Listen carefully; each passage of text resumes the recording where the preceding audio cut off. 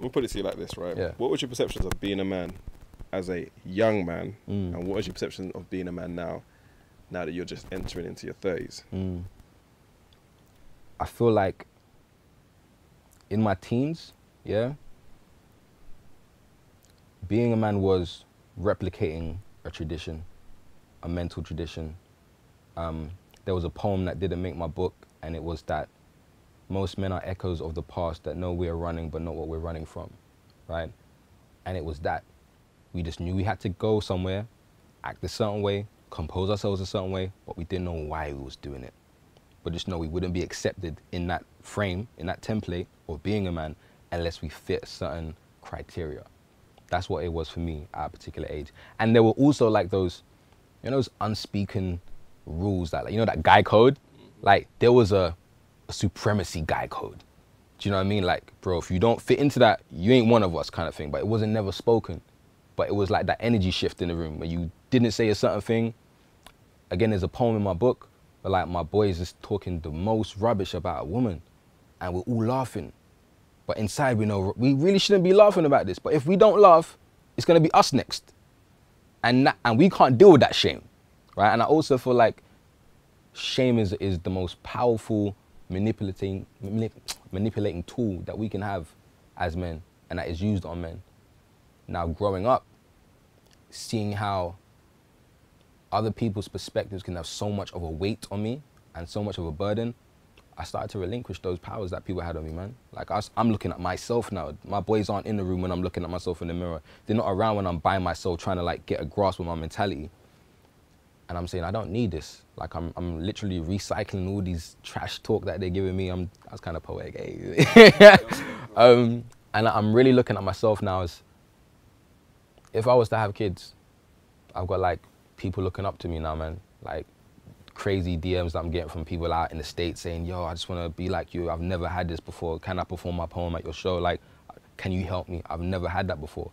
And now that I know that there are people, it doesn't have to be the world, man, aspiring to do what I do in such a way that makes them a better person, a better man. Like, do you know how perplexing it is that men will come up to me after shows, nod and hug me, bro. No words. Mad. I remember being in New York, bruv, yeah? I swear to you, I don't even want to be like stereotypical. This guy must have gone jail, bro. He just had that demeanor. You know them eyes like, I just left. Bro, I'm performing my heart out, yeah? Everyone else is going crazy, roaring. My guy goes. I sit down, because I didn't see it. You're not really looking at the audience when you're performing, right? I sat down and my bro goes to me, you see that dude there, like the wedge one, like, you know, you're the only one that he's clapped for this whole night. And it wasn't magnetic, like, he gave me an acknowledgement. And I feel like for me, to break down those social norms, man, that's what's important for me, man. To know that there are people watching me who I don't even think may be affected. It's not important.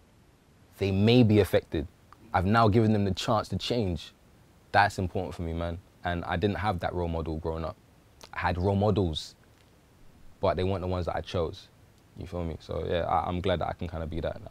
I mean, I agree because I tell sometimes like my lady friends that when we grew up, we didn't have, like, if you had an older brother, he may be like 5 years, but you didn't. It was just like your dad, and there was nothing in between. Yeah. So it's like, yeah, like, man, just talk to girls, innit? Like, boast about it. Yeah. And there was no one. One thing I realized is that there was never an older who said like, bruh, you see that girl you're with, keep her, man.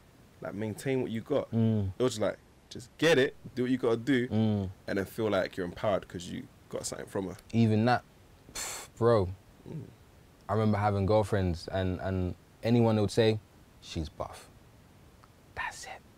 No one would question, so how does she treat you, bro? Like, she ever taken you out anywhere? Has she ever sat you down and spoke about, do you know what I mean? Like, no serious questions other than, we never had that, no. She just looks good. Do you know what I mean? In some ways, a lot of us have grown to like, looks isn't enough. We're not that surface level mentality. Like, we want to see like depth in people.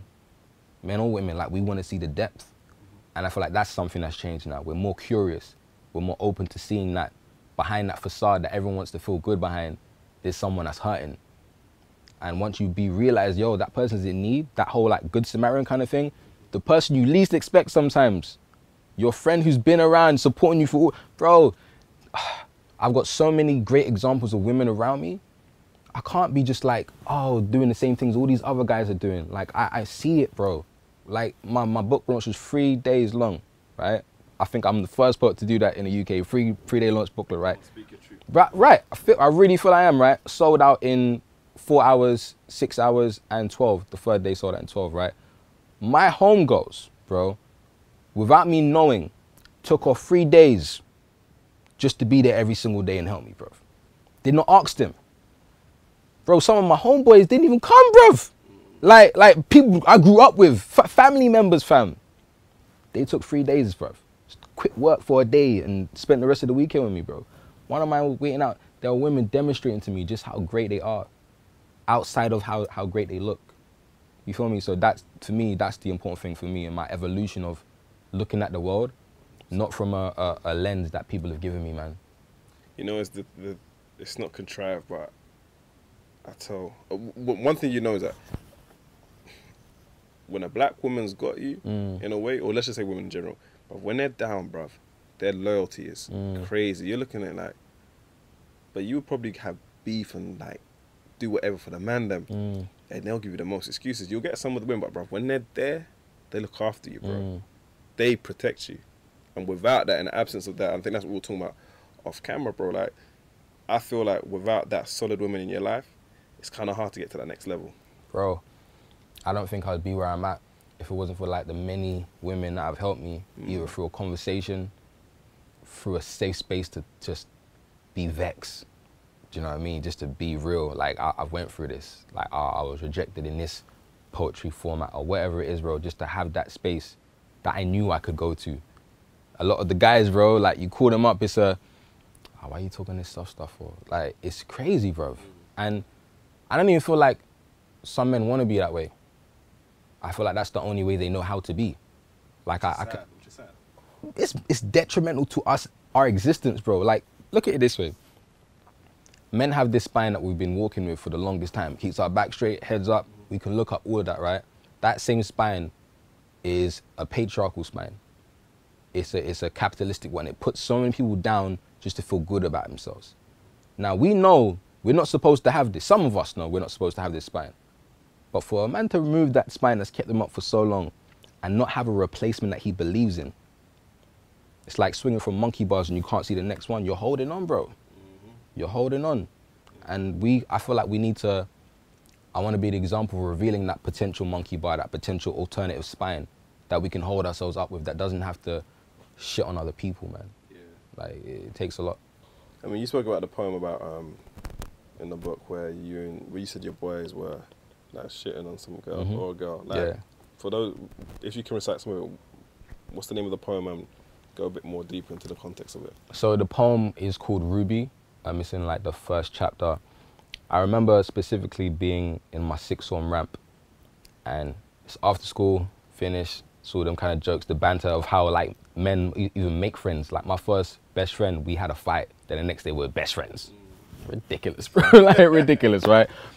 And I remember just sitting down, not sitting down, like standing in this circle, and there was this one of our friends, you know that obnoxious person, the alpha male. He's realized that he just has to be loud in this space and everyone's gonna listen to his echoes, right? And he sees like a girl that's in our yeah, walk past. Now, she was not typically what, quote unquote, most people say is like the greatest looking, greatest physique, all these kind of things. Like, we're going for puberty, right? And he looks at her and he's like, look at that fat fuck. Can't tell if she's walking or rolling. Now, we all start bending up laughing, bro. Like, I'm 15, busting up, laughing. Ha! In my mind, I know, rah, my mum would like clap me right now. My dad would, like my dad had this weird thing about like disappointing him. Like that was not, like he never laid his hand on me, but to say, yo, son, you disappointed me. Crazy. Like, so at that moment, I'm having all this in my head. But I was laughing, fam. And it only really hit me till like years later when I'm doing this book and I'm really digging beyond like making an audience happy. I'm like, yo, I've done some messed up stuff when I knew that I should have said, that's not cool. That's not cool. We shouldn't be laughing right now. That's someone's sister, someone's daughter, that's a person. But we're finding our joy in tearing someone down who may or may not have heard it, just so we're not the person being laughed at. Do you know what I mean? And that's a psyche that has been evolving, bro, in certain circles. That people, a lot of men, I want to kind of target men in this, a lot of men aren't brave enough to be brave in those situations, bro. That's what we need. And the reason I wanted to expose that is because I'm not supposed to be a paragon of virtue. I'm not supposed to be perfect. I'm flawed, but I'm working towards that level of perfection, that level of being the better version of myself. And I have to own my baggage, man. Like, I have to own where I was. And that's why I can stand saying, I've done this, I've been here, I've had this. Like, I can do that now because I know the piece of crap I was when I was 15. And I wasn't the worst piece of crap, but I can acknowledge, man, you know what? I probably shouldn't have laughed as much as I was laughing. Shouldn't have laughed just because everyone else was laughing. I shouldn't have laughed, period.